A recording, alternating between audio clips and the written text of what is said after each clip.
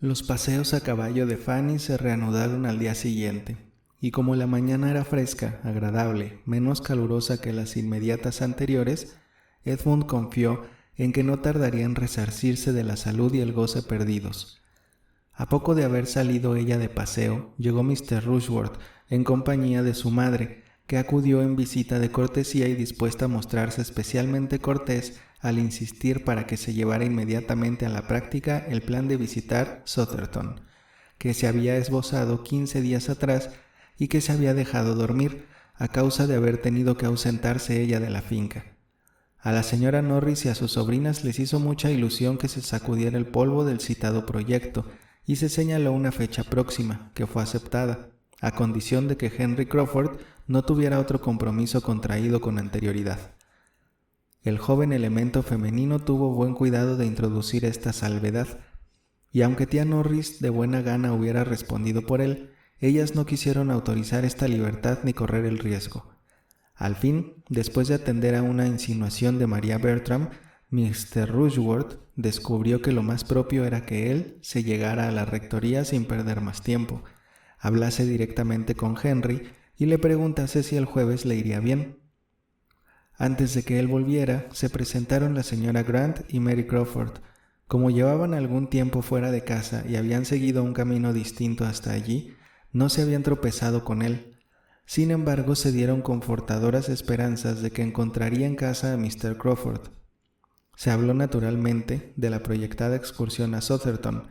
Era casi imposible, desde luego, que se hablara de otra cosa, pues tía Norris estaba la mar de ilusionada por ello, y la señora Rushworth, mujer ingenua, afable, insulsa y pomposa, que no concedía importancia a nada que no estuviera relacionado con sus propios asuntos y los de sus hijos, no había abandonado aún su insistencia cerca de Lady Bertram para que se uniera a la partida. Lady Bertram no hacía más que rehusar, pero su modo suave al negarse hacía que la señora Rushworth siguiera pensando que deseaba aceptar, hasta que el mayor número de palabras y el tono más alto empleados por tía Norris la convencieron de lo contrario. Sería muy fatigoso para mi hermana, excesivamente fatigoso, se lo aseguro, mi querida señora Rushworth. Son 10 millas de ida y otras 10 de vuelta, bien lo sabe usted. Debe excusar a mi hermana en esta ocasión y aceptarnos a nuestras queridas niñas y a mí, sin ella. Sotherton es el único lugar que podría suscitar en ella un deseo de ir tan lejos, pero no puede ser, desde luego. Ella tendrá la compañía de Fanny Price, ¿sabe usted? De modo que todo se combinará perfectamente bien. Y en cuanto a Edmund, como no está aquí para decirlo personalmente, yo puedo responder de lo mucho que le encantará unirse a la partida. Él podrá ir a caballo, ¿sabe usted? La señora Rushworth, viéndose obligada a admitir que Lady Bertram se quedara en casa, solo pudo lamentarlo. El verme privada en tal ocasión de su honrosa compañía será para mí un gran pesar, y me hubiera causado una gran satisfacción recibir también a esta jovencita, Miss Price, que nunca ha estado en Sotherton, y es una lástima que no conozca el lugar. Es usted muy amable, toda amabilidad, señora mía, expresó tía Norris, pero, por lo que a Fanny se refiere, ya tendrá infinidad de ocasiones de conocer Sotherton. Tiene mucho tiempo ante sí, y de que pudiera ir ahora, ni hablar. A mi hermana le sería totalmente imposible prescindir de ella. Oh, no, no puedo pasarme sin Fanny. La señora Rushworth procedió acto seguido, bajo la convicción de que todo el mundo tenía que estar ansioso por conocer Sotherton, a incluir a Miss Crawford en la invitación.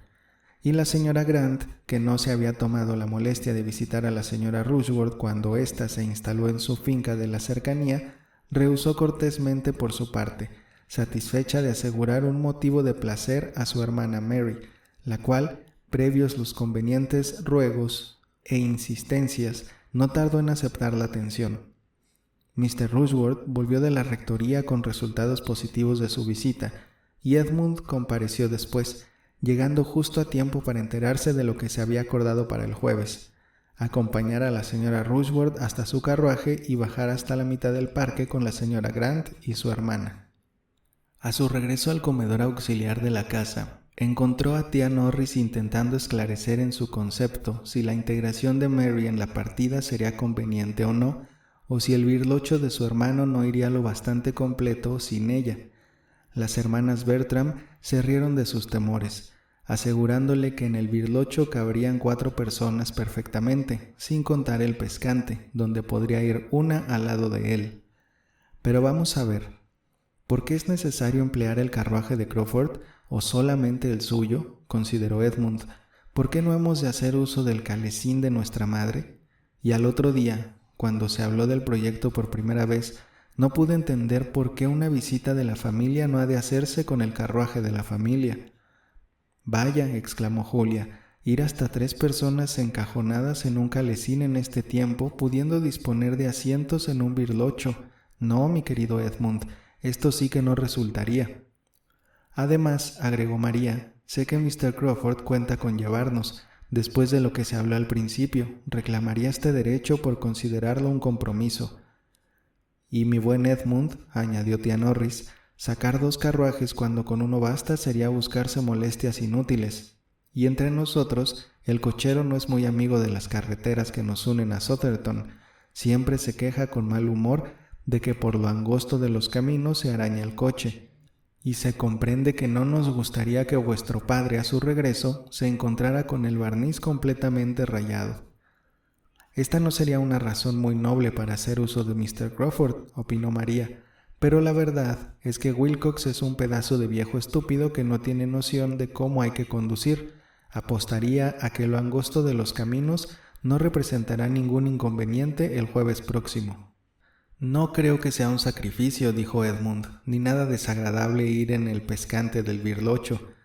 Desagradable, exclamó María. Por Dios, yo creo que todo el mundo lo consideraría el asiento favorito. Es como mejor pueden apreciarse las bellezas del paisaje. Es probable que la misma Mary Crawford prefiera reservarse la plaza del pescante para ella. Entonces no puede haber obstáculo que impida a Fanny ir con vosotras. No cabe ya dudar de que dispondréis de un sitio para ella. Fanny, exclamó la señora Norris, querido Edmund, no hay que pensar en que venga con nosotras. Se quedará con su tía, así lo dije a la señora Rushworth, no la esperan.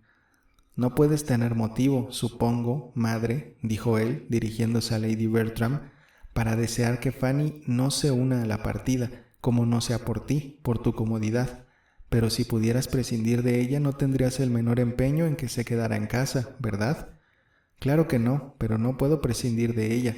Podrás si me quedo yo en casa, como pienso hacer. Estas palabras provocaron un clamor general. Sí, prosiguió él, no es necesario en absoluto que yo vaya, y pienso quedarme en casa. A Fanny le gustaría conocer Southerton. Me consta que lo desea muchísimo. Pocas veces se le da una satisfacción como esta, y estoy convencido, madre, de que te gustaría proporcionarle ahora este placer. Oh, claro, mucho me gustaría, siempre que tu tía no vea algún inconveniente. Tía Norris se apresuró mucho a exponer el único inconveniente que podía existir aún, el de haber asegurado decididamente a la señora Rushworth que Fanny no podría ir, y el efecto tan raro que, por consiguiente, produciría el llevarla, lo que le pareció una dificultad totalmente imposible de superar. Causaría el efecto más desastroso, sería un proceder tan sumamente descortés, tan rayano en falta de respeto para la señora Rushworth, cuyo modo de comportarse era precisamente ejemplo de hidalguía y buena educación, que ella no se veía capaz de afrontarlo. La señora Norris no le tenía ningún afecto a Fanny, ni jamás había sentido deseos de proporcionarle satisfacción alguna, pero la oposición que en este caso hacía Edmund provenía más de un partidismo por su plan, porque era el que ella había concebido, que de otra cosa. Consideraba que lo había combinado todo magníficamente bien y que cualquier alteración solo serviría para estropearlo.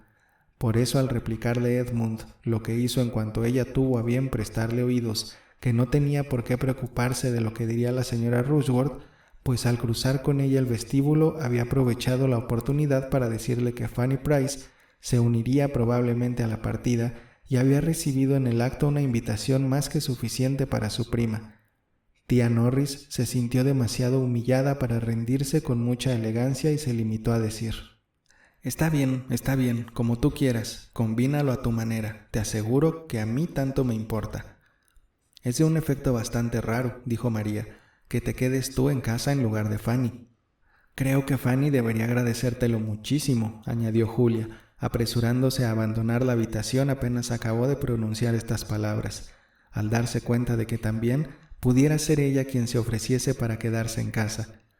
Fanny sentirá toda la gratitud que pueda merecer una cosa así, dijo Edmund por toda réplica, y quedó agotado el tema. La gratitud de Fanny al enterarse del plan fue, de hecho, muy superior a su satisfacción. Su sensibilidad vibró por la atención de Edmund, con toda, y aún más que con toda, la fuerza que él, ignorando los amorosos sentimientos de su prima, pudiera imaginar, pero le dolía que él tuviera que sacrificar su diversión por ella, y hasta su misma ilusión por conocer Sotherton se convertía en desencanto si no podía ir con él.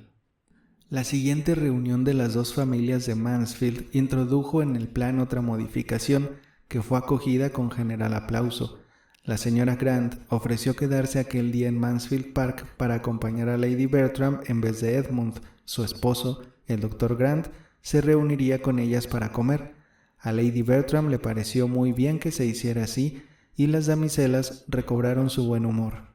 También Edmund quedó muy agradecido por un arreglo que le permitía ocupar de nuevo su puesto en la expedición, y la señora Norris manifestó que era un plan excelente, que lo tenía en la punta de la lengua y que estaba a punto de proponerlo cuando la señora Grant se le anticipó. El jueves amaneció con un tiempo magnífico y poco después del desayuno llegó Henry Crawford, conduciendo a sus hermanas en el birdocho. Como todos estaban dispuestos, solo faltaba que la señora Grant se apease y los demás ocuparan sus puestos.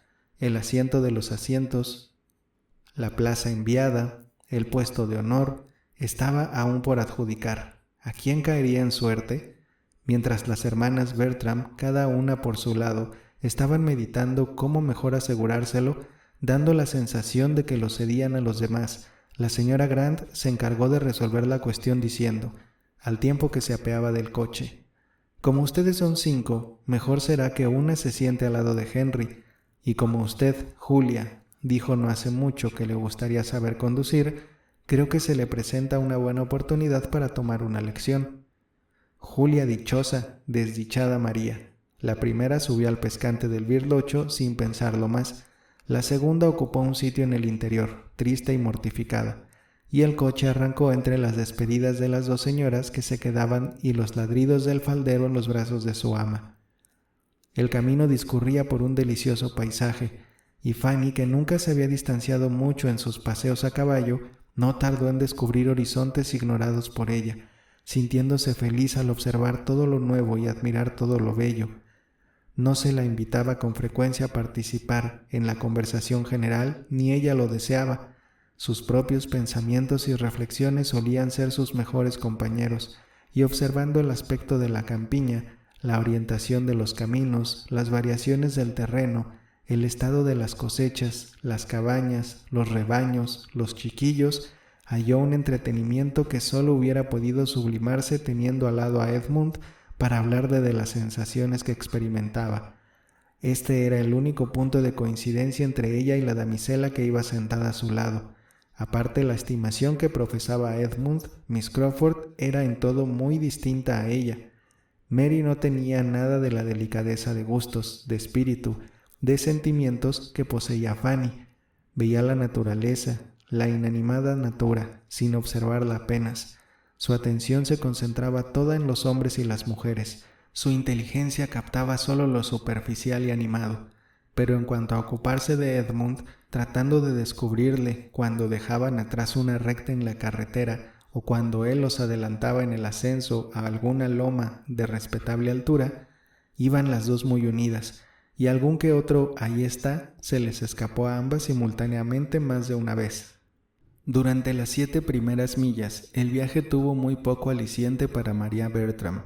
Su mirada siempre iba a dar con el espectáculo de Henry Crawford y su hermana Julia, sentados uno al lado de la otra en el pescante, conversando animadamente y divirtiéndose de lo lindo, y el solo hecho de ver el expresivo perfil de Henry cuando se daba vuelta para sonreír a Julia, o de oír las risas que ésta soltaba de vez en cuando, era para ella un motivo constante de irritación que su sentido de lo correcto apenas conseguía disimular. Cuando Julia se daba vuelta, era con una expresión de deleite en el rostro, y cuando hablaba lo hacía con extraordinaria animación. Aquí se disfruta de una vista espléndida. Me gustaría que todos pudiesen ver el paisaje tan bien como yo, etcétera, etcétera.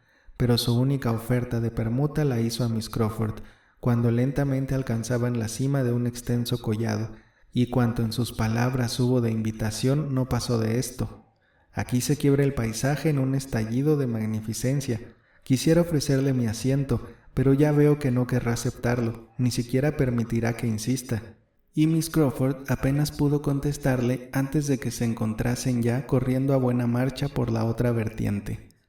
Al adentrarse en la zona de influencia de Sotherton, María Bertram, de quien pudiera haberse dicho que tenía un arco con 2 cuerdas, empezó a sentirse mejor. Tenía sentimientos Rushworth y sentimientos Crawford, y en la vecindad de Sotherton los primeros ejercían una influencia considerable. La importancia de Mr. Rushworth era también la de ella. No pudo decir a Mary Crawford que aquellos bosques pertenecían a Sotherton, ni comentar distraídamente que creía que los campos que ahora atravesaban eran todos, a uno y otro lado de la carretera, propiedad de Mr. Rushworth, sin que latiera con júbilo su corazón, y su satisfacción iba en aumento a medida que se aproximaban a la importante mansión feudal y antigua residencia solariega de la familia. A partir de ahora ya no tendremos mal camino, se acabaron las molestias, lo que queda de carretera es como debe ser, Mr. Rushworth lo ha hecho, después de heredar la finca. Aquí empieza la aldea. Aquellas cabañas son, realmente, una ignominia. La aguja de la iglesia es conocida por su notable hermosura. Me gusta que la iglesia no esté tan pegada a la casa grande como ocurre a menudo en lugares antiguos. El fastidio de las campanas ha de ser terrible. Allí está la rectoría, casas de aspecto muy pulcro, y tengo entendido que el rector y su esposa son personas muy respetables. Aquellos son casas de beneficencia, fundadas por miembros de la familia. A la derecha está la casa del administrador. Es hombre muy respetable. Ahora llegamos al pabellón del guarda, pero nos queda todavía casi 1 milla de parque. Como usted ve, no es feo en este extremo. Hay algunos árboles preciosos, pero la situación de la casa es desastrosa. Para llegar a ella hemos de recorrer media milla cuesta abajo, y es una lástima, porque no tendría mal aspecto si tuviera mejor acceso. Miss Crawford no regateó su admiración. Fácilmente adivinó cuáles eran los sentimientos de María y se empeñó en aumentar su gozo todo lo posible. La señora Norris era toda entusiasmo y volubilidad, y hasta Fanny tenía algo que expresar, admirada, y era escuchada con agrado. Su mirada captaba con avidez cuanto se le ofrecía a su alcance, y después que hubo logrado, no sin algún esfuerzo, descubrir la casa, observando que era una clase de edificio que ella no podía mirar sino con respeto, añadió: «Bueno, ¿y dónde está la avenida? La casa está orientada al este, según veo. La avenida, por tanto, tiene que hallarse detrás». Mr. Rushworth habló de la fachada del oeste.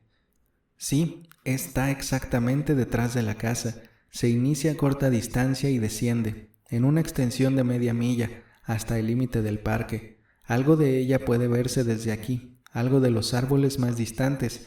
Es todo roble». Miss Bertram podía hablar ahora con plena suficiencia de lo que nada sabía unos días atrás, cuando Mr. Rushworth le preguntó su opinión, y en su espíritu se agitaba toda la felicidad que puedan proporcionar el orgullo y la vanidad, cuando se detuvieron ante la amplia escalinata de piedra de la entrada principal.